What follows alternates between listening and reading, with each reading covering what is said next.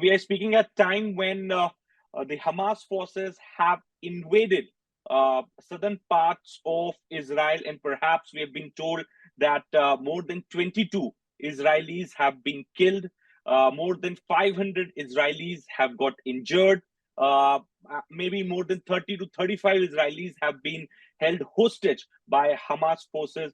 How do you look at this situation and perhaps the escalation, which could have a larger ramification, not just for the Palestinian state, but whole of West Asia? See, thank you, Siddharth, for having me once again on the show. You already have given a very fascinating statistics, fascinating to us because we are the researchers and we go by the statistics also. But then with what's happening on the ground, it is also a kind of an indication that we are in for a long haul.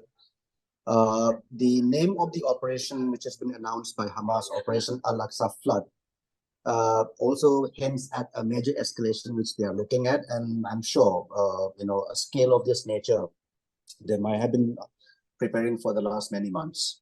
And at the same time, the name being given as Al-Aqsa also talks about, there's also a symbolism added to it, that unless and until the entire Israeli-Palestinian or the issue of Jerusalem as a capital of whoever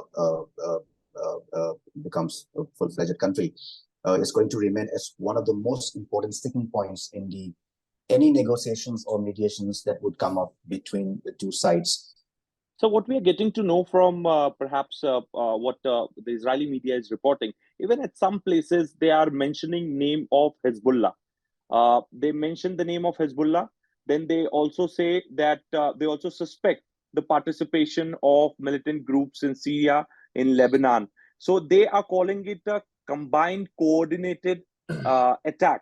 And they say that it has been done in such a manner that Israel cannot counter it.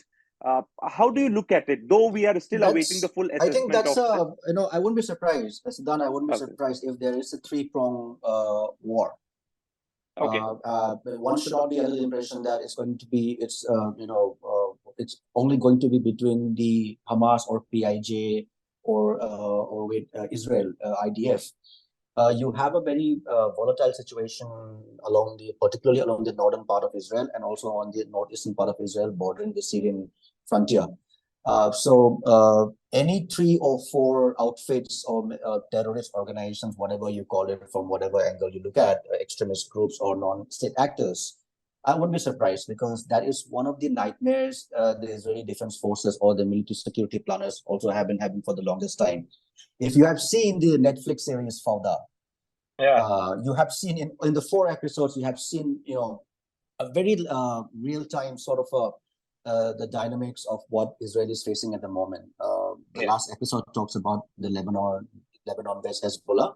So I wouldn't be surprised if any of these forces combine together. And to me, what is very interesting is the juncture at which this conflict has suddenly escalated.